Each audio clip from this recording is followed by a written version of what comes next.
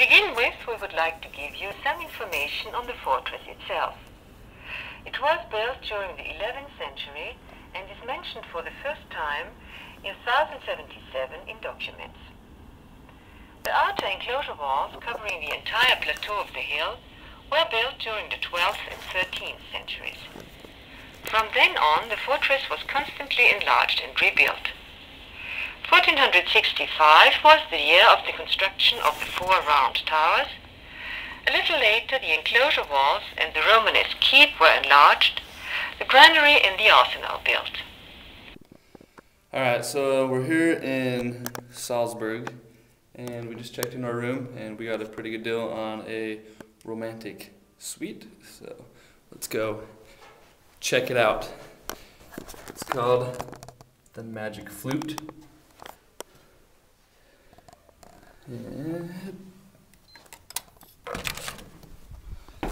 Alright, so into the room we come. Nice wood floor, nice huge blue curtains, yellow curtains. Cute wife.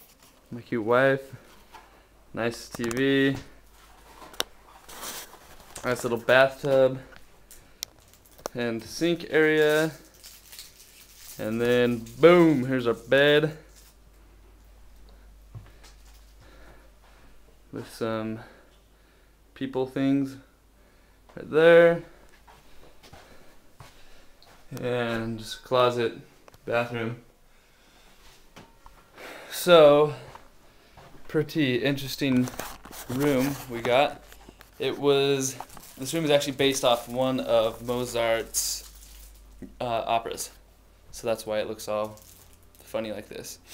And it is also, another fact, Salzburg is the birthplace of Mozart.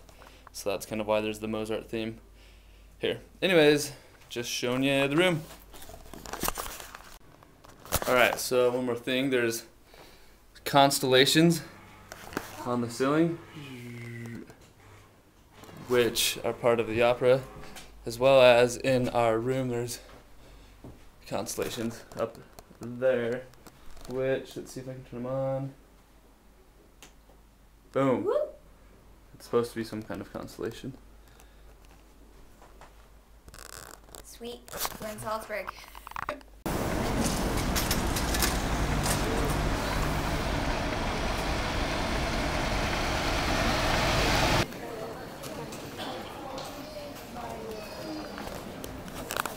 Alright, so we are just in the old part of Salzburg, and it's just this long road. It goes all the way down there, it goes forever forward, and it's just a bunch of shops, and then we'll get to it, but Mozart's birthplace is on this street, so we'll get some video of that when we get there.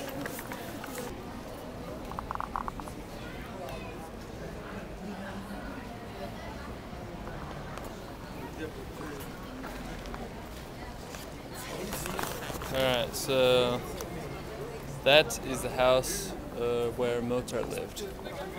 Long time ago.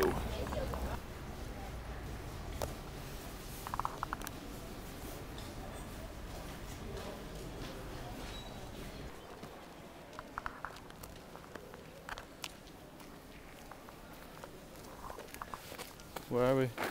I don't know. We're in Salzburg. We're gonna look in this cathedral.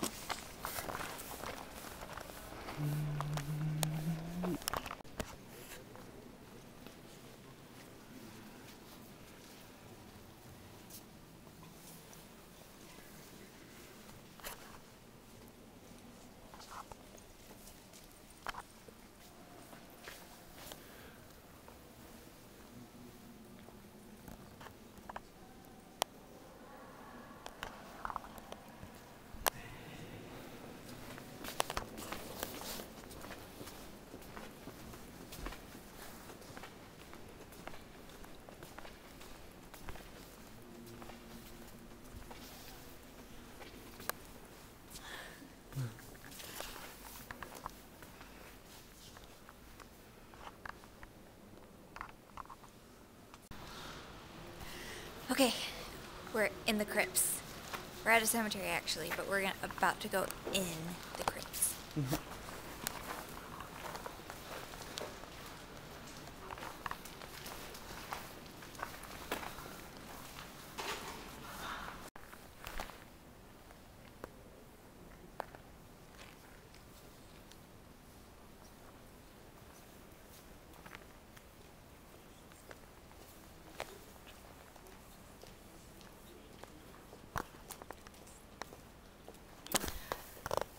That's where we're going.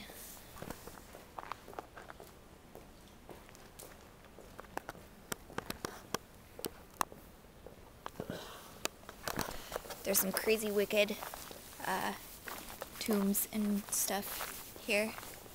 I don't know if I'm on my face, but it is so cool.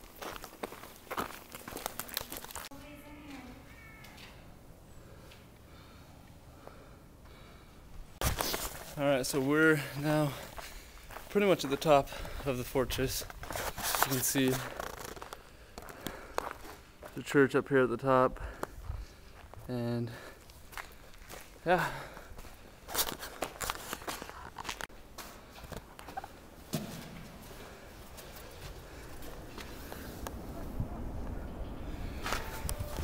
It's a big cannon to scare off the enemies. God, they're all along here.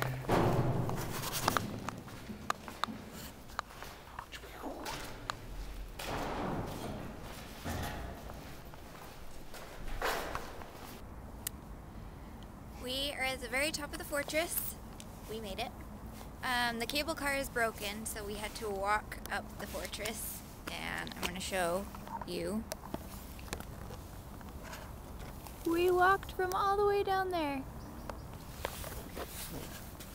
We actually walked from all the way, our hotel, let's see, where's the bridge? There's Right the bridge. there. Our hotel's right, Behind ding, where that light is. Not the church, but right there, on the other side of the river. So, yeah, pretty exciting. We were just down there in the cemetery in the crypts. And the church that we were just in, the amazing, beautiful cathedral that we went and saw, is that one with the big dome right there. And, yep. I've enjoyed my time here so far. Hopefully we get to come back, take a tour, spend some time a little bit more, not just rushing, so yay.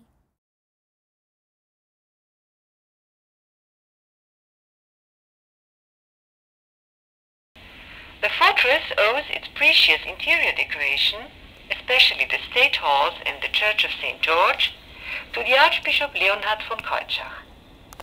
When during the 30 Years' War the town was fortified, the fortress was modernized too. The Archbishop Paris Lodron, 1619 to 53, had the roofs of all buildings flattened, the western outworks and the northern barricades with their walls built. When in 1681 the mighty Kuenburg bastion was achieved, the fortress was completed. From 1816 until the Second World War, the fortress was used as barracks.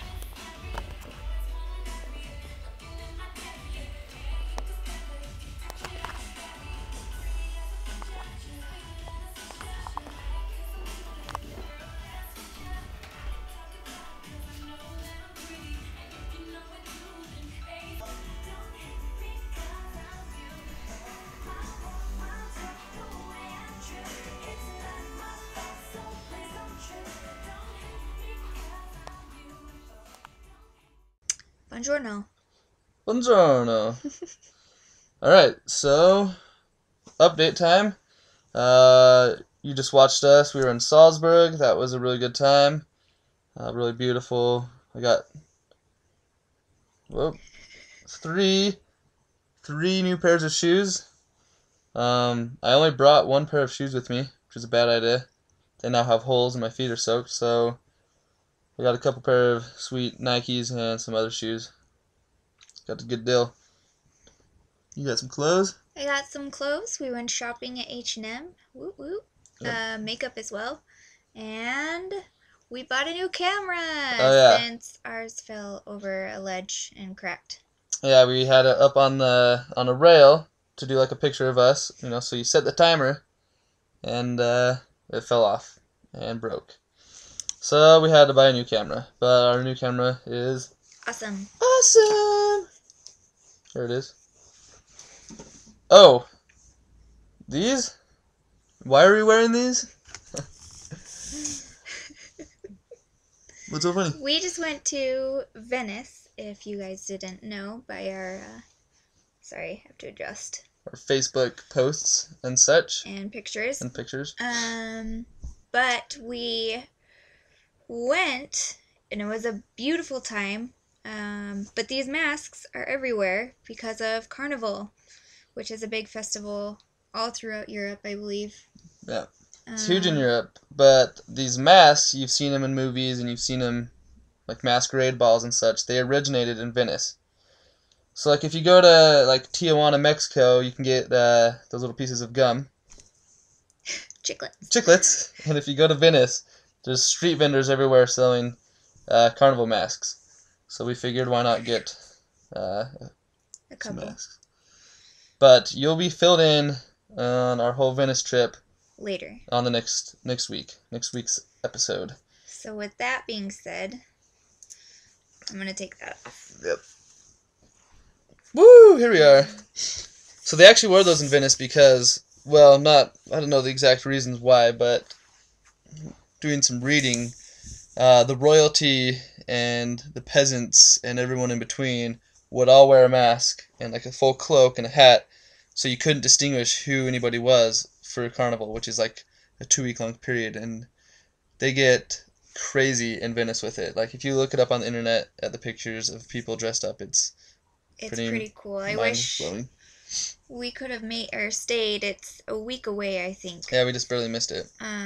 But some pretty intense costume and effort goes into that, and it's all over everywhere. But the biggest spot that it's in is San Marco Plaza, which is where the big bell tower is, and you can see it off the coast, and it's really beautiful. But can't tell you any more than that. More on that next time. But try to keep this quick. I hope you enjoyed the Salzburg footage. We are now back to work. We have a group of 52 arriving starting tonight and through tomorrow, and it will be a disaster. No, it's gonna be good. It's just a lot of people. It's gonna be great. My only big concern is our dining room cannot hold 45 people, let alone 52. So, yeah, we'll see what happens. Other than that, things are great. After the big group, we have a couple average-sized groups, and then we have a couple days off. And we're looking forward to that quite a bit. That will be my birthday week. So, pretty cool. Big things coming. Big things coming. So, look forward to that. Yep. You have anything to add? No, I don't know. Do we want to keep talking about Salzburg? We kind of got distracted. Oh yeah, Salzburg. Go for it. This is my first time in Europe, in good old Lech. My first experience was getting lost in Zurich, but we had a great time in Salzburg. I've never seen a castle or a fortress or such beautiful cathedrals in my life, so it was a lot of fun. I was kind of in awe of everything. Tyson took a lot of filming, and I had nothing to say because I didn't know what to say because it was so pretty, but excited to be here. Yep. Salzburg is one of my favorite towns in Europe, so I've always wanted to take Taylor there, and I'm glad we got to do that.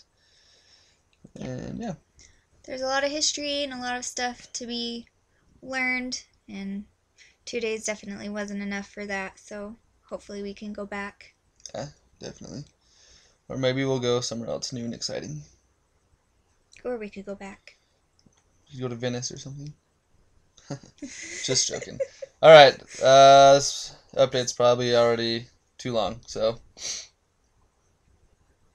Ciao Bella! Ciao Bella!